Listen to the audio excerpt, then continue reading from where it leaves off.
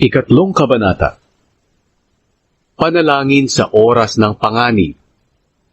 Panginoon, kay dami kong kaaway, kay daming kumakalaban sa akin.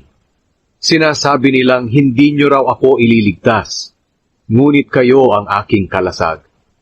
Pinalalakas niyo ako at pinagtatagumpay sa aking mga kaaway. Tumawag ako sa inyo, Panginoon, at sinagot niyo ako mula sa inyong banal na bundok. At dahil iniingatan niyo ako, nakakatulog ako at nagigising pa. Hindi ako matatakot kahit ilang libo pang kaaway ang nakapalibot sa akin. Pumarito kayo, Panginoon. Iligtas niyo po ako, Diyos ko. Dahil noon ay inilagay niyo sa kahihiyan ang lahat ng mga kaaway ko.